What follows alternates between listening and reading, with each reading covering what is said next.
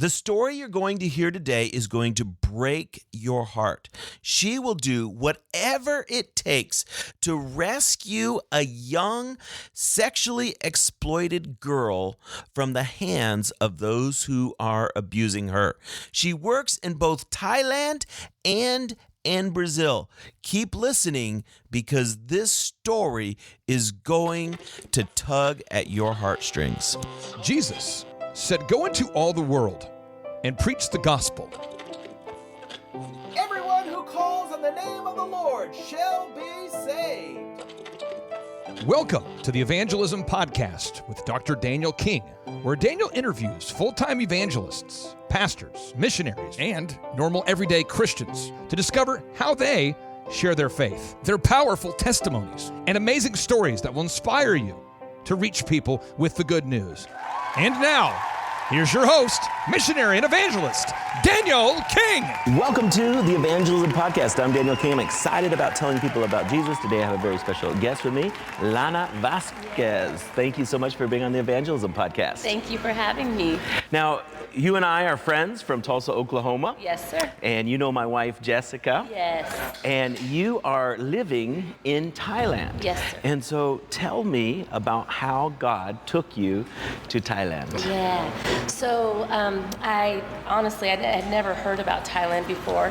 I got radically saved at 19. I knew for the rest of my life that I was supposed to do two things. I was supposed to protect children internationally, vulnerable, at-risk, exploited children, because what had happened to me in my childhood, and that I was supposed to tell as many people about Jesus before the age 19, because nobody ever told me. I was born and raised in Southern California, and I never heard the gospel. Nobody ever invited me to church until I was 19. So I knew that I was rescued to rescue. I knew that that would be my life.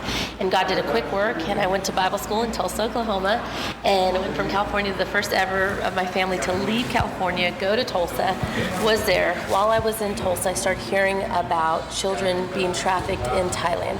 I started hearing about 8-year-olds' virginity going for as much as $3,000. I started hearing about children in the red light district of Bangkok, and that being sold to businessmen, and that businessmen would sleep with their children to bring good luck, or if they had HIV, they believed that if you slept with a child, that it could take away HIV, or you couldn't get HIV for a child. I just heard these things, and something in my heart broke, and I knew I had to do something. Simultaneously, I heard a missionary from Sao Paulo, Brazil, talk about the street kids in Sao Paulo, talk about 5-year-olds walking around sniffing glue to kill the hunger pains because glue was cheaper than food, and there's more kids on the streets than food in the dumpsters. And I just heard about how the store owners would pay off police to line them up, massacre them, and you could smell the rotting bodies of children in the open sewages of Sao Paulo, Brazil. At that time, my heart just exploded. I knew I needed to do something, and I knew that I was supposed to work with exploited children internationally. So while I was there, I was praying, and God gave me Psalms 127, verses 3 through 5. As arrows in the hand of a mighty man, so are children of the youth. They will not be ashamed, but they will subdue and conquer the enemy at the gate. And I knew God was speaking to my heart to do children's homes in these countries, in different countries that I was hearing all these exploitations and abuses with children. And I said, but God, I'm an evangelist. Like, I want to win hundreds, thousands, millions to you. I don't want to just have a little daycare for a God daycare, a little children's home, and have 10 kids and float to heaven singing Kumbaya, my Lord, when Jesus comes back. I said, I want to have maximum impact for you. And he spoke to me and said, in the Buddhist, Muslim, Hindu nations of the world, there are generations who don't know me. You will raise up a generation to know me, and that generation will make me known to their own nation. And I knew what I was supposed to do. I was supposed to go into different nations, closed nations, and reach that nation through the children, that we would reach, rescue, and raise up a generation to know him, and that generation would make him known to their own nation and stop the evils of trafficking, exploitation, slavery in their own nation. I knew I had a picture of that. I was only 23 years old. I had never been on a mission trip. I was radically saved from the clubs of Hollywood, so I didn't know what ministry was, missions. I didn't know any of these things. I just had this blueprint and this download, and I knew what I was supposed to do. I knew I was rescued to rescue. And so in that time, I was just praying it out, all of these pieces to the puzzle, I say, or like a connect the dots, all these dots were being connected in my life. And there came an opportunity to go on a mission trip to Thailand. And this is where I heard that 8-year-olds, their virginity had been sold for $3,000 in the red light district of Bangkok. And so I knew I was supposed to go, so I committed 2 months. And then I was going to go end up in Brazil and be a missionary in Brazil with these street kids in Sao Paulo. I'd already planned I was going to go 2 months to Thailand, and then I'd end up in Brazil. And so I got there, went to Thailand on this missions trip, and a little face came up to me, a 14-year-old girl, and she said, I don't have a mom, you don't have a daughter. From this day forth, I'm your mom, and I'm your daughter, and you're my mom. And I couldn't leave those kids. I became mama to 52 kids at 24 years old, and the rest is history. 2 months turned into 6 months. 6 months turned into a year and a half into it. I had went with other missionaries, and they had said children's homes are expensive. We do church planning, Bible school planning. We can't do homes anymore. It's draining our budget. We're going to hand these homes over. And I said, you can't do this to these children. They don't have anywhere to go. They don't have anybody else. I'm their mom, like they're my children. We can't do it. I said, would you pray about handing the home over to me? Handing the homes. It was a boys and girls home over to me. And they said, how are you going to support it? I said, I don't know. And I was there with 3 other single missionary girls. We put all our money together. We lived with the children, and we took over the home. So at 24, I became mama to 52 kids, and at 25 and a half, I became the responsible for 2 children's homes and an international organization, and the rest is history. How long have you been there now? 24 years. So 2 months turned into 24 years. Wow. It's so valuable what you're doing. I've been back and forth to Thailand several times this year, and we did an outreach in Pattaya. Yes. And so we were setting up our sound system in one night market, and as we were setting it up, an older woman drove up on a motorcycle. She had a little girl on the back of her motorcycle, probably 10 or 11 years old, and she sent this little girl over to talk to us because we were foreigners. And this little girl had her fingernails done super long, full makeup, and dressed in scanty clothing, and she was there to offer herself to us.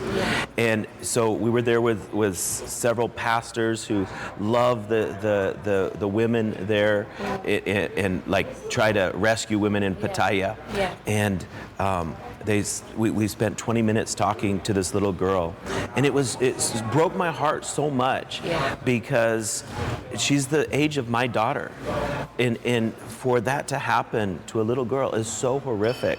And so what you're doing is so valuable, rescuing them and giving them a hope and a purpose for their life. Yes, thank you. So not only are you working in Thailand, but now God has brought you back to Brazil, so your vision for Brazil is coming to pass. Yes. And right now we're actually in Brazil at a conference where we're talking about reaching everyone in Brazil for Jesus.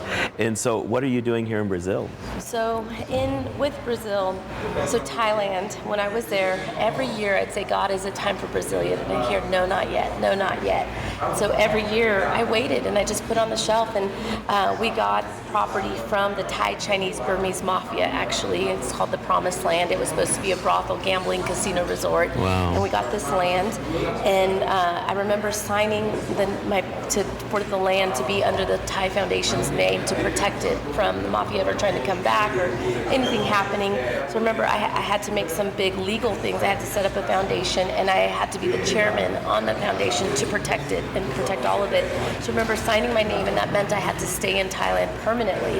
And I just said to the Lord, I guess Brazil was just what you used to get me to work with exploited children internationally. That's how you brought, the message of exploited children to my heart and broke my heart with that. So I just lay it down. I put it on the shelf. I just give it back to you.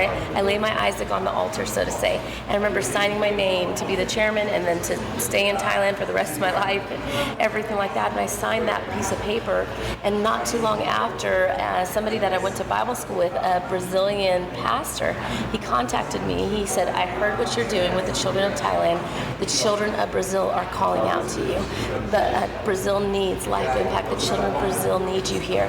And I didn't, Thailand's number one. It's known in the world for child exploitation. It actually has the largest amount of children forced into prostitution, children being sexually exploited for sex slavery is Thailand. That was the number one number. And I didn't realize that Brazil was right up there with Thailand. Nobody would ever think about that for Brazil. Wow. But so anyways, he called me and said, wherever you're at in the world, we'll fly you here. So we came to Brazil, and at that time, we went from one side to the other, and Brazil's a big country. It's the size of America minus Alaska, with different states just like America. And we went from the top to the bottom looking for the next place or how we were going to help the children of Brazil. And every story that I heard was worse than the other. And we had already rescued. We had rescue homes.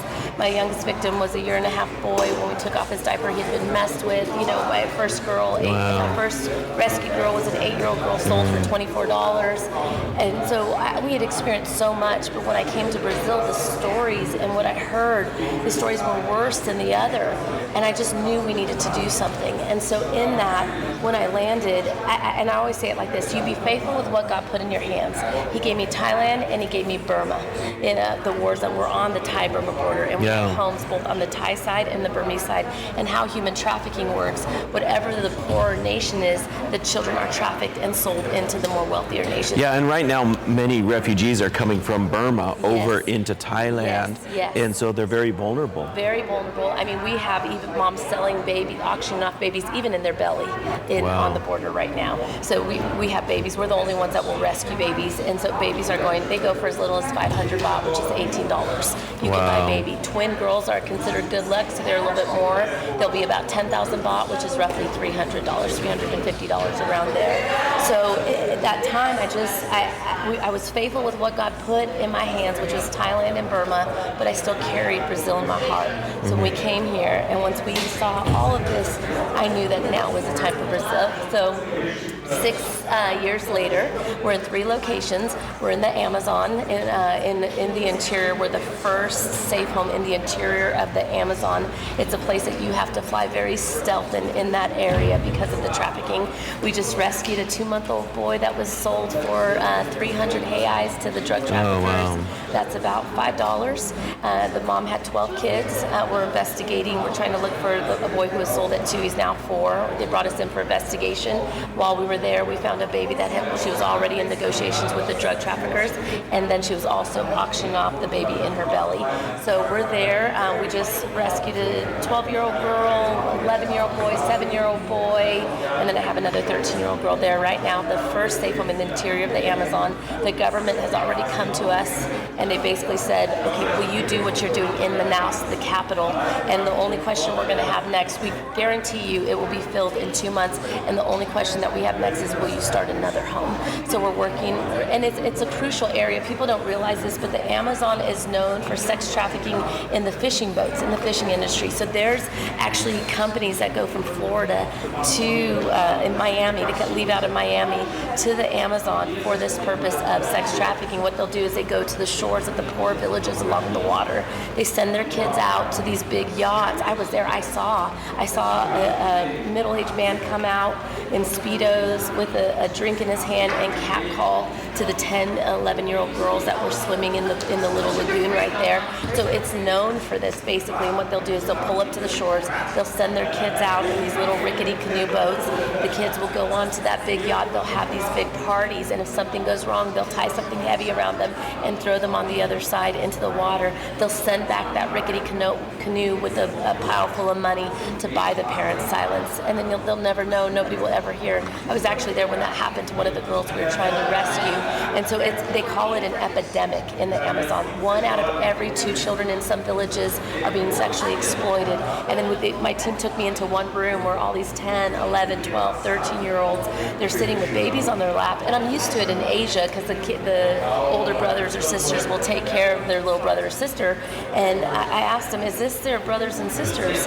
And they said, no, these are their children. Like one of the girls that I rescued right now that's in our home, she's 12 years old and she's pregnated from her stepfather while her mom is impregnated by her stepfather as well. So she's pregnant at the same time as her mom is. And it's just an epidemic there of proportions. And so we're there in the Amazon. We have a prevention project right next to the red light district. We're in Rio de Janeiro, and we got a crack house, and we turned it into a prevention center in one of the most dangerous favelas in the world called City of God. There's documentaries about it. I got to pray for the number 3, basically up in the rankings of the drug traffickers.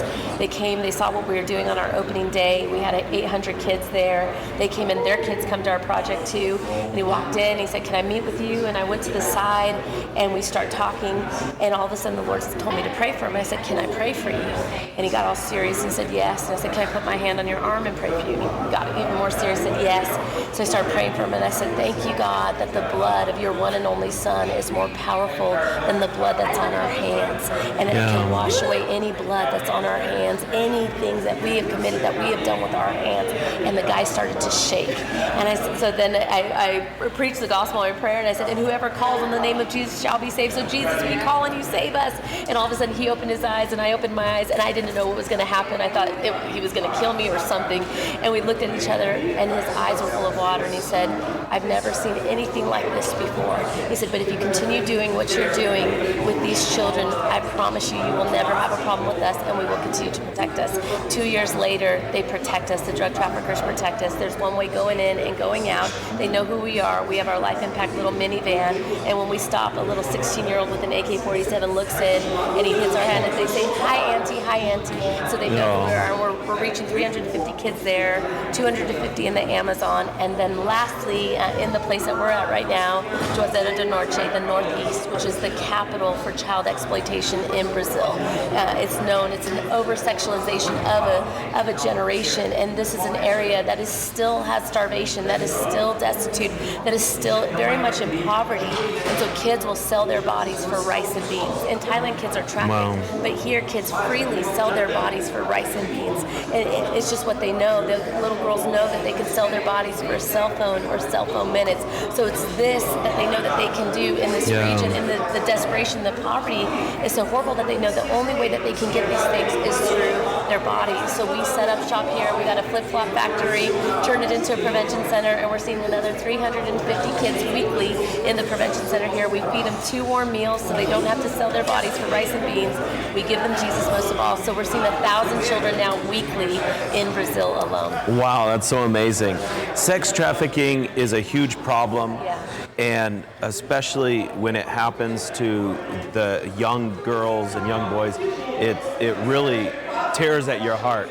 But I'm so thankful that God has provided you to help give an answer to this horrible problem. If someone's listening and they want to help to support you or hear more about what God is doing through your ministry, what is a good website where they can find out about you? Yeah, so lifeimpactinternational.org, international INTL. They can go there. We're on all the social media, but look us up there. We have a whole thing, Prevent, Rescue, Heal, so they can get involved in one of our prevention projects, support one of our prevention projects. They could support the rescuing of a new child, or they can provide long-term support for their healing and their aftercare in Thailand, Burma, and Brazil. Awesome. Well, thank you so much for being on the Evangelism Podcast. Thank you so much. Thank you. Do you feel called to preach the gospel? Do you dream of standing before a crowd and leading people to Jesus, but wonder how to do it effectively? Preaching to the lost is an art, and few know it better than evangelist Daniel King. In his powerful book, How to Preach the Gospel, you'll discover step-by-step guidance for preparing messages that move hearts and transform lives. Learn how to preach evangelistically, open a crusade sermon, and work with a translator. You'll also find out how to share your testimony, tell stories that connect, and even preach to people with different religious backgrounds. Whether you're speaking to 100 or 100,000, this book is your roadmap to becoming an effective preacher of the gospel. To get your copy of How to Preach the Gospel, go to kingministries.com. Also available on Amazon. For more information about how to share your faith or to financially support our worldwide evangelistic outreaches, visit kingministries.com. Again, that's kingministries.com.